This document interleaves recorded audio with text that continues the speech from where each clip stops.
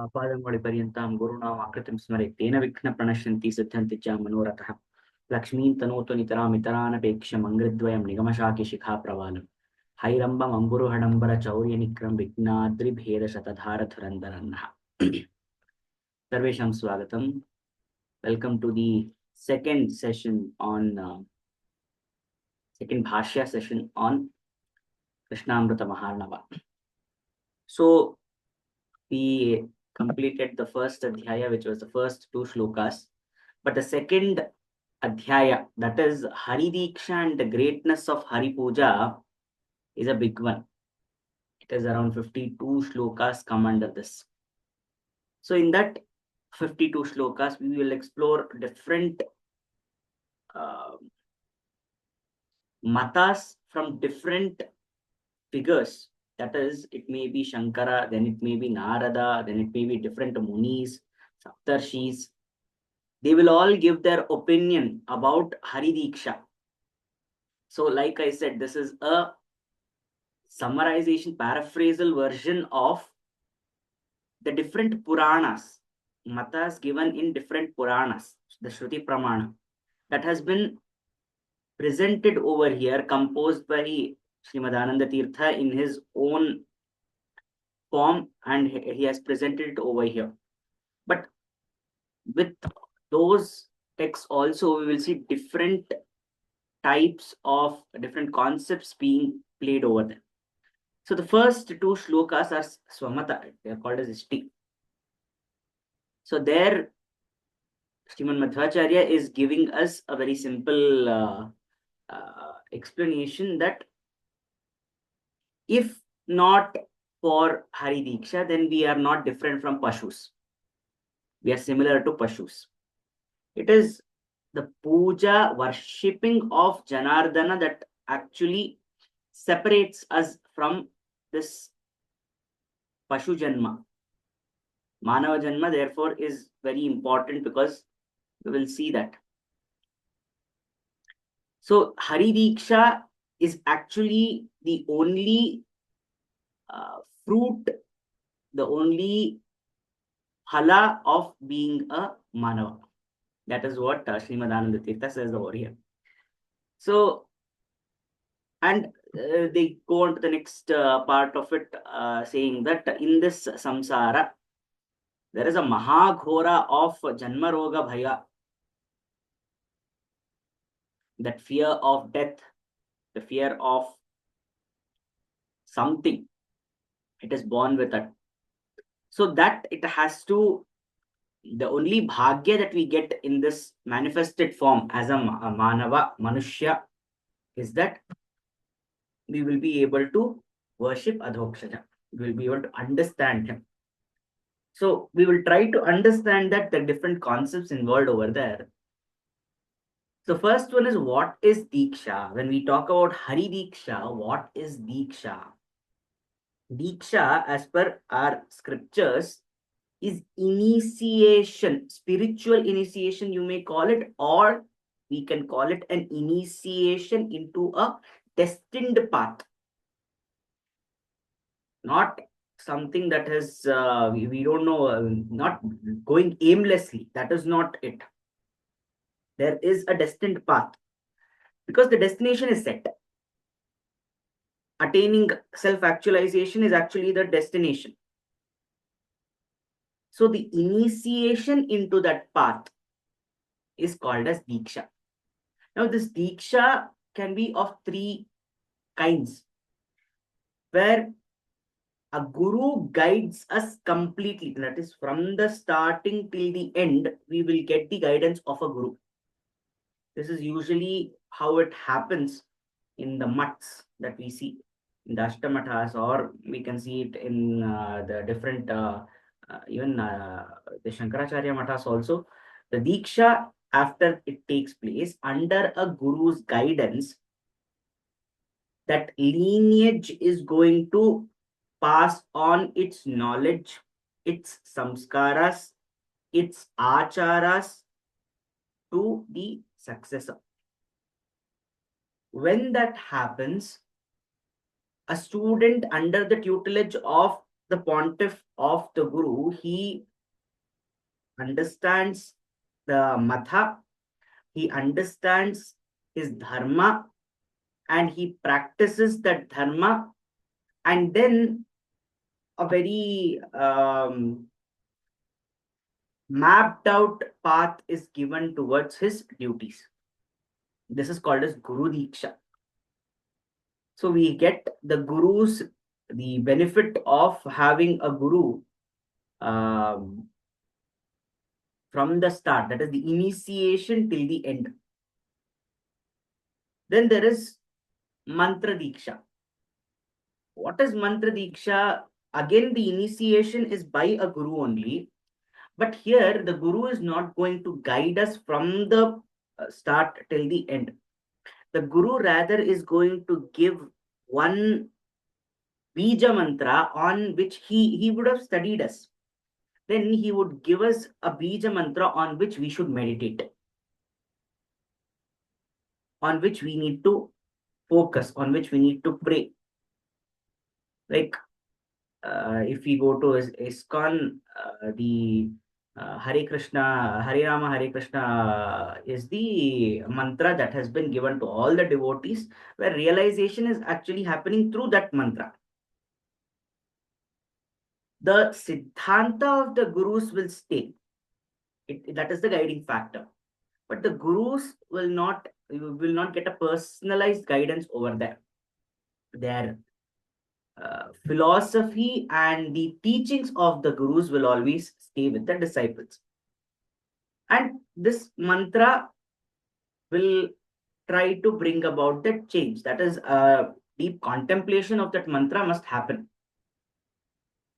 So there are different Gurus who, like when we look at Srimad Ananda Tirtha, it is Hari Sarvottama Vayu Jivottama. If we talk about Srimad Raghavendra Tirtha, then it is Sriman Moolaramo Vijayate. So there are different mantras based on which a Guru initiates this path of spiritual identity. So this is called as Mantra Diksha. Then the third Diksha is when the Guru passes on his accumulated austerity directly to the Shishya. So this is extremely rare. It is where he transmits his inner awakening to the Shishya. This, I think, in a story I have read that Shivakumara Swamiji of Siddhaganga Mat had this kind of an experience where his Guru transmitted or gave him Shaktipata Diksha, this is called as. Shaktipata Diksha, he transmitted all the accumulated austerities to Swamiji. So that is also another form of Diksha. Again, Diksha must be understood as initiation only. Just because there is a transmission of austerity doesn't mean that the Shishya will gain the state of self-actualization as that gained by the Guru. No. It is a higher platform for that person to practice. So some people, how the analogy of running a relay or a running race, we see that people start at different points. Some person starts very early, some person starts a little back, etc. Like that. He's getting a higher ground to initiate or start his journey. It is not going to, it is not an equivalent to attaining the state, but just a uplifted start, we can say. So these are the different kinds of Diksha. But why is this important? This spiritual initiation is important as a source of guidance and direction, as a source of empowerment, and as a source of transmission of knowledge. The first problem that we incur, when we encounter, when we want to go into the path of spiritualities, is what should I do? What should I not do? How should I approach it? Today, of course, nobody is that strict on the Shaivik and the Vaishnavik Bhedas. Maybe only those people who pursue it. But generally, we don't see that kind of Bhedas. Otherwise, there's a big debate as to who should we consider as Parabrahman. So there is a big Vada and all that. Nonetheless, when we are talking about Parabrahman, he is Parabrahman. That's all. Forms we are attributing to it. So now, when we talk about Diksha, and specifically we are talking about Hari Diksha, so we are going to consider Hari as the Parabrahman. That's all. When we do this, this transmission of knowledge is important. What is the transmission of knowledge?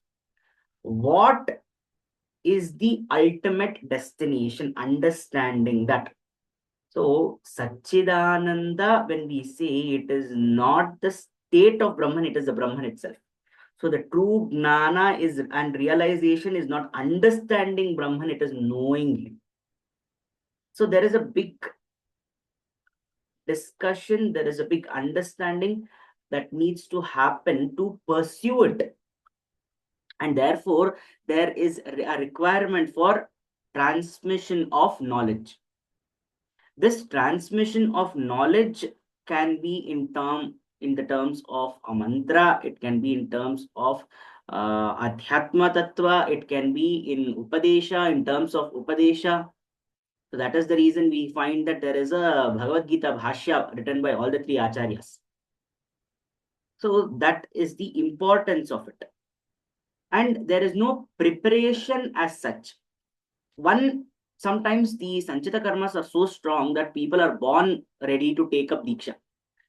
Like the previous pontiff of the Adhokshaja Math,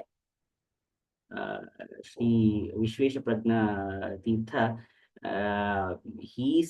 I think he took up Diksha at the age of 7 or 8. So some people are already born into it. But for some people, like Raghavendra Tirtha, he had to enter Grihastha experience Grihastha, then get the initiation, then get the push that this is where your path lies. So these are different areas. Nobody knows how to and where to. It is a calling. So until then, what are we supposed to do? Then we need to understand what is Manava Janma. How do we get Manava Janma? As per Dvaita, Manava Janma is extremely rare and precious. Not everybody gets it. There may be Ichha for it. A stone, when it is there, it has some Ichha to be a Manava, to get a Manushya Janma. But just because it is feeling that, it will not get it. It has to have some Sanchita Karmas. What is that Sanchita Karmas? It has to have that Ichha should be so prabhala, it should be so strong that the prayer, the thought of that must get noticed by the all-known omnipotent Tattva, that is Hari. Then Krupa Kataksha of Hari must happen. So there should be first the complete, the accumulation of that this thing, meritorious actions is called as punya. That is what we call as punya. It may be, see, Sarthak, we are seeing, okay, in terms of inanimate objects, how can inanimate objects accumulate punya? We can think like that. Even a flower finds its sarthakatva by being an instrument of worship. A stone can become get its sarthakatva by being a idol of Hari. So all these inanimate objects, what we see, they are all the creation of one being only. So if their creation has happened, then there is a purpose for their creation. That is the understanding. So there is definitely, if something has been created, then there has to be a tipping point. There has to be a end to it, and that end means there has to be sarthakatva of that manifestation. Through its sarthakatva, it accumulates some punya. That punya, it accumulates, and the impressions, it should not change. It is said that there are 84 lakh yonis through which birth can take place, which practically means that every form that we take, every form that we manifest into, we accumulate some punya in that form. And we evolve higher. When we start evolving into, okay, from a single celled amoeba to we are going for a much bigger microorganism, then a little more complicated one, then maybe to a crustacean, then to an amphibian, then to a mammal, different kinds. When we take janma every time, there is accumulation of this punya. When there is accumulation of this punya, then what is our ichha, the impression that we get, the samskara that we have got, that also from different past lives, it gets accumulated. So that ichha of getting a manushya janma, it gets accumulated from a stone to a flower to a microorganism to a fish, then to a tortoise. So different janmas, but the ichha to become a human is prabhala. It is getting accumulated. And what is giving it uttejana is the punya. This leads to attainment of human birth. Ultimately, when it reaches, when you have reached a certain state, see, it is like, okay, I'm studying, I've consistently scored, let us say, 90% or 95%. I have also behaved well, maturely. So what happens? Ultimately, I get noticed and I get promoted to the next class. So that promotion that we are getting is the Krupa Kataksha of Hari, Ishvara's grace, or whatever we want to call it. So when he notices that this person is extremely capable, or he is going in the right path, or his ichha is extremely strong and his karma support his ichha, then he gives us his permission to evolve further.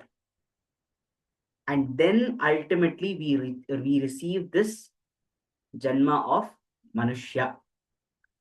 So what is the purpose of this Manushya? Why should we pray for it? Why should we get it? Unlike Advaita, Manushya Janma is coveted over here. So there it says this whole samsara that has been created is a Maya. But here in Dvaita, we are noticing that not every being, the nature of samsara itself is dukkha. We are not the only beings in samsara. So everybody is going to experience dukkha. Then why are we getting a different form? If we are getting a different form, if Manushya Janma is getting a different form, we are getting the power to discriminate or distinguish between the Atma and the Sharira, which means the sufferings that is being felt by the Sharira can be separated when we understand that Atma Sharira are two different things. This realization can only happen through Manushya Janma. He is not giving us the answer. He is not giving us the answer. But what is happening is, he is seeing that we are capable in our Atma form, we are capable of doing the necessary things to crack an exam. That exam might be Kaivalya. So what he does, he is giving us the necessary janma as a Manushya to get the intellectual capability to crack that exam, to get Kaivalya. So that is the purpose of Mahanava Janma. Mahanava Janma is not, it's not something that has happened by chance. It's not something that has occurred by accident. It is something that we have attained after a lot of Ichha Shakti, accumulation of Ichha Shakti. So when we have done so much of effort to be who we are, it cannot be without a purpose. That was the point. So what is the purpose of this Manava Janma? There, obviously, when anything manifested has some sarthakatva, then a Manushya also has a sarthakatva. Where will he become sarthaka? Where will he gain that? It is through Hari Diksha. That is the Mahabhagya that he is going to get. He'll be able to do upasana. While bhakti can originate in any form, I think there is a small there's an animated movie on Hanuman, very nice movie where he's a Chiranjeevi. Hanumanta is a Chiranjeevi, and he is in the celestial gardens. He takes one apple or something and he bites into it, and that apple is like, oh, I got moksha because I touched the. I was eaten by Hanuman, Rudra Swarupa. So I got moksha, it disappears. Like that, there are many things. Rama went on. If you look at actually Krishna's Avatara throughout in the Vrindavan, he has just been giving moksha to everyone. Shakatasura, what are those? Aghasura, different. All Shapa Vimochana only he's doing. But while that is happening through Lord's grace. They have Sanchita Karma, they are inviting him, they are calling him. He is giving them his grace. That's all. Manushya Janma is the only way where we can invite him, where we can understand this, that it is his grace that is actually granting us a higher or a liberated form of existence or liberation from existence. So that is the purpose of Manava Janma. But to become a Manava or Manushya, a human is an animal. So what is the difference between a Pashu and a Manushya then? We have certain samskaras. Now, there are some jokes that is usually made in films where the hero says, why should I wash my teeth? A lion doesn't wash his teeth in the jungle because we are humans. Because we are humans. This Janma requires certain commitments. We do not get this Janma just by accident. Every bit of this Janma is curated.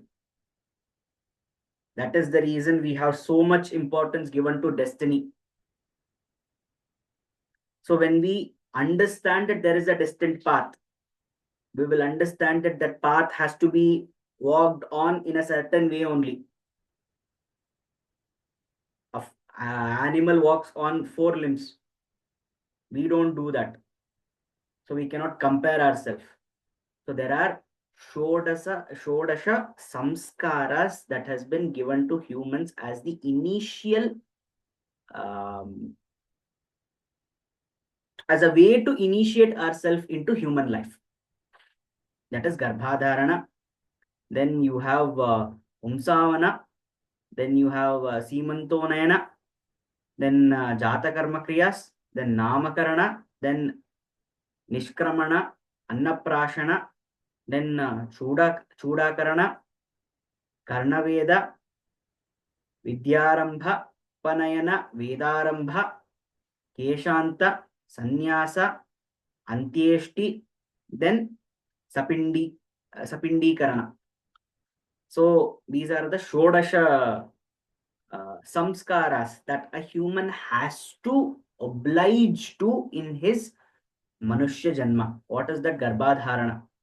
There are certain rituals to be performed when Garbhadharana happens. Everybody has to do some kind of karma. Then there is fetal development, Pumsavana.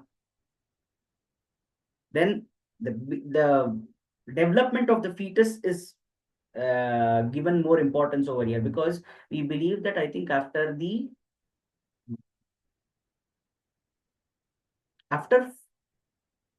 fourth week, I think so, of pregnancy, the pinda gets a auto suggestion, that is the fetus gets an auto suggestion to form its own to form the organs of humans.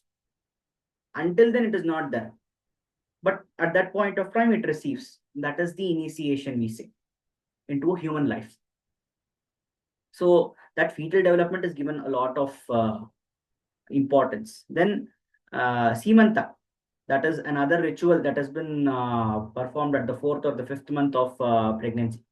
Then Jata Karma, that is the birth rituals. After the birth of the child, there are certain things that needs to be performed. We usually, I think, announce a period of Shuddha.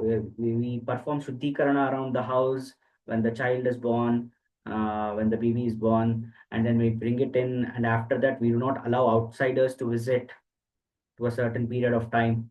These are all scientific because we cannot allow germs and all those things to enter the house. But these are the samskaras that has been given, or I don't know, long back. We don't even know what is the source of this. That is, it might be as old as the Puranas. Then we have yes, Namakarana, naming. Why should we name? See, this is the difference. While Advaita says that this is the Akhyata, the world of Akhyata is purely Maya. That means the world of names is purely Maya and should not be considered. Dvaita says we have to name it. It considers the samskaras. It says we have to name it. Why? Because that is our identity. Even when we experience Brahman, we don't need his name, no? Why are we giving him a name of Hari? We associate with his nature, Harana. He is the one who is able to free us from everything. So, to understand that, we need to proceed in the path of Akhyata. Therefore, we have to name Namakarana. Then we have Nishkramana. Nishkramana is the first time when the baby is taken out. That is in the 4th month or something. The baby is allowed to go out. Until then, usually not. Then there is Annaprashana, the first time a baby is fed Anna. Then Chudakarana, that is taking out the baby hair, the shaving the baby hair, so that he gets permanent kesha, tonsure they call it. Then Karnaveda. Karnaveda is piercing the ear. That is also there. Nowadays nobody does it, but it was common to all the babies. Karnaveda. Then we have Vidyarambha. Vidyarambha, starting that's when a child begins its education. Around 5 years is what was considered. Now it has become, I think, 3 years or something like that, because modern schooling has different timeline. Then Upanayana. This Upanayana is where a Dvija is born. That is, everybody who's born is considered as a Shudra only. This is said by Srimad Ananda Tirtha only. Everybody is born as a Shudra only. Nobody is a Brahmana by birth. After the birth as a Shudra, they have to select their path of livelihood, path of living Manava Janma. There they get to select the three primary sources or the three primary paths that was there at that point of time. That is attaining Brahmagnana, that person becomes a Brahmana. Then the ultimate goal of Rakshana or Kshetrapalana, then that person becomes a Kshatriya. Then the other person, he is a Vaishyas, there is something, Nirvahana. Not just with respect to Vaishyas are businessmen.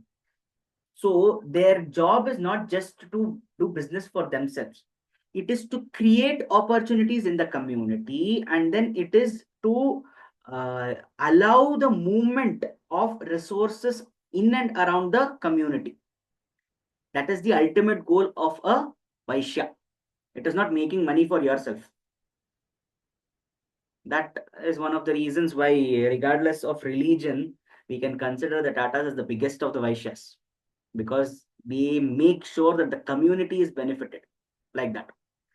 So just an example of what we are trying to say, it is at this point of time and everybody were separate, unlike the I don't know, it has been associated with one caste or something like that. Upanayana is where a thread ceremony happens, and when the thread ceremony happens, it is worn by a Vaishya also, by a Kshatriya also, by a Brahmana also.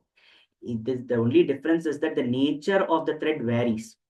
When a Brahmana wears it is Yagnopavita, Yajna Upavita, used in Yajnas. When when a Kshatriya is wearing it, it is not for Veda Dhyana. So he doesn't use it much. But there too, there is use of it because Vedas are also a source of Upavedas are also a source of armory, the art of warfare. That is the Yajurveda. If we go to and Dhanurveda, when we go to the Upaveda over there, it teaches about all these Shastrakalas. So there also there is a source from the Vedas. So there again, the thread is worn by Kshatriyas.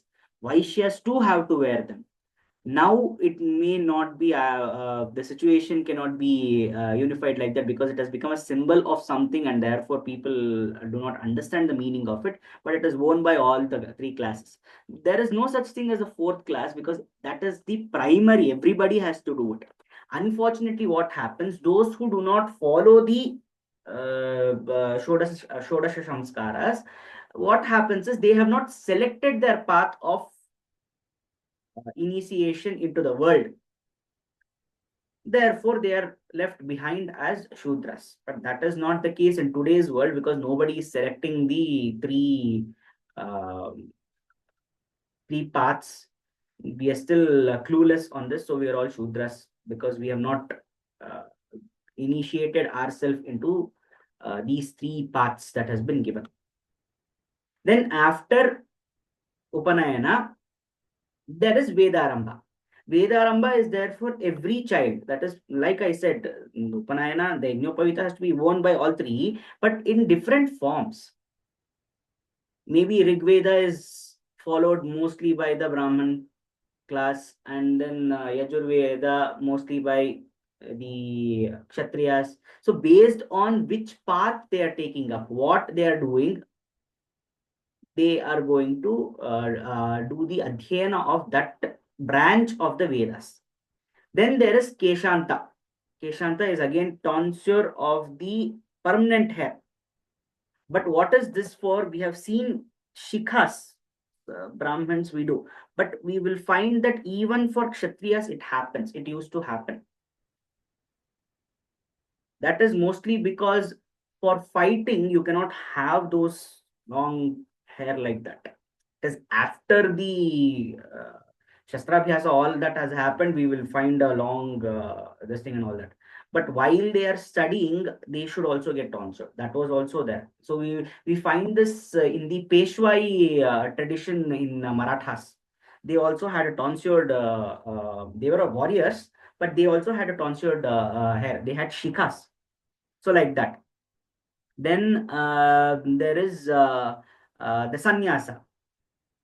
Sannyasa in this case, Dvaita does not accept much of sannyasa because we do not believe in withdrawal from the world. There is surrender to a higher power, but there is no withdrawal from the world. So bhakti has its own different contours. So, but the sannyasa is basically when there is vanaprastha ashrama, we start to get away from materiality. Materiality means we are the attachment here. That's all. That is given importance. That attachment must, even when we look at the stories of there is a story of a saint. I don't remember the name, and this was given to me in ISKCON itself by one of the classes. I had heard this story where there is a saint, there is a rishi. That rishi, he's doing his um, he's doing his siddhis, he's doing his dhyana on Hari, and what happens? He gets a sound. He gets a arrow, some hitting some animal in the forest. He goes and sees there is a mother deer which has been killed by the arrow, and there is a baby deer, a fawn. That fawn is very young, and what happens is that fawn that is sitting over there, that is crying. He feels pity, and what he does, he takes the fawn and he starts to tend to it, giving it milk, feeding it, etc., etc. Over a course of time, he gets extremely attached to it. And the fawn, being a fawn, it grows up to be an animal because it wants to move around, it wants to be free around, but because of his attachment, he's trying to control it. In some of in an instance, what happens is the fawn tries to get away from him, or it tries to escape from him when he is trying to control it, and it falls into a well, and it also dies, and he feels extremely sad about it. Then he goes to his guru, or he gets it from an Akashvani that the fawn has reached its Sadgati. That means it has reached its ultimate stage. But he has failed to do so. The point of his sadhanas, his dhyana, his penance was to reach Sadgati. But the fawn reached, he did not reach. Then he asks, why? Then it is revealed that his attachment to the fawn is not allowing him to elevate him to the next level. But the fawn did not have any such attachments. It was born, it lived, and then it reached its ultimate state. But him, what he should have trusted is for the Paramatma to provide for the fawn. It is not wrong that he wanted to help the fawn, but to think that there is no plan by Paramatma to help the fawn is a little folly, because he is the one who has given it that manifestation. Now, obviously, he is the one who can. He will obviously take care of it. To think that it needs somebody's help might not be the best thought. It may have required some help at some point of time, but after that point of time, it was only for his sake that he kept feeding or helping, nurturing the fawn, because he got attached to it.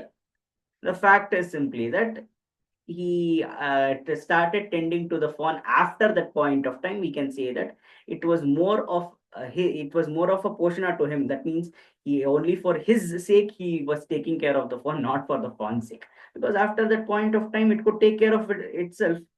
So what was the point in protecting it, or holding it back like that? So here also there is importance given to detachment, to materiality. But here materiality detachment is not with respect to renunciation. It is more towards, let us get focused towards the tattva of Krishna. Krishna is also manifested, but let us refocus our attachment to Krishna rather than this.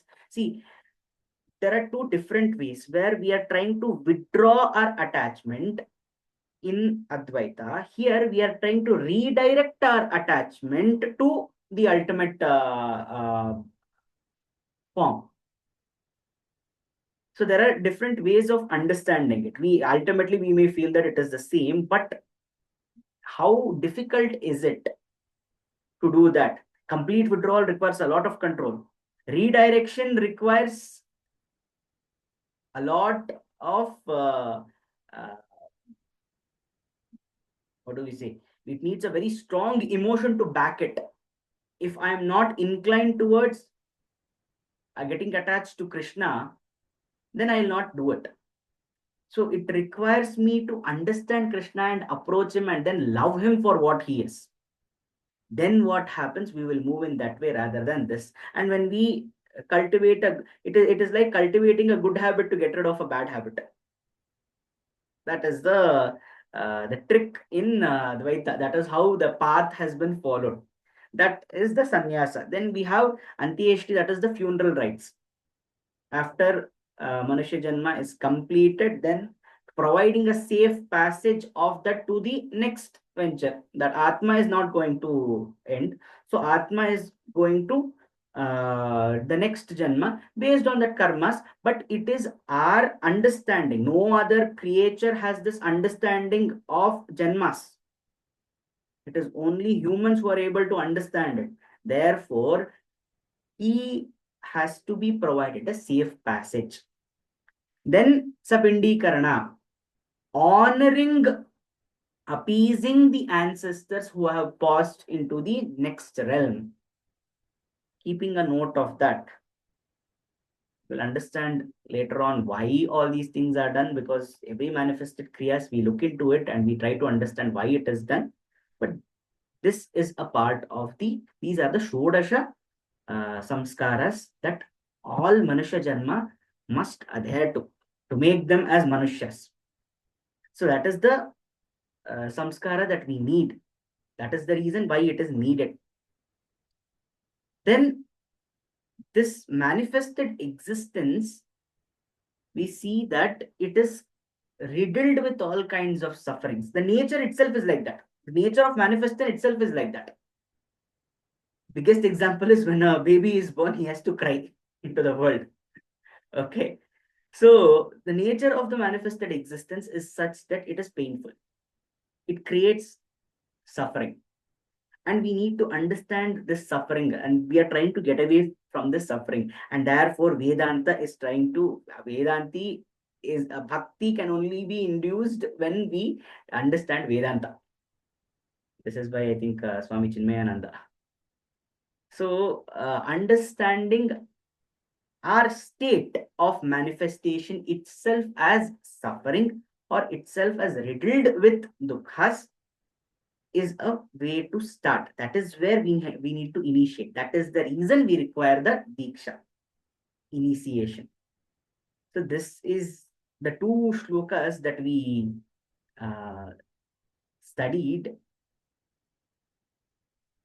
in the second chapter. The third and the fourth shloka has so many different tattvas involved. So in the next part, we will see more on Hari Diksha, go a little deeper into this, and we will see what is the greatness of Hari Puja. Astu.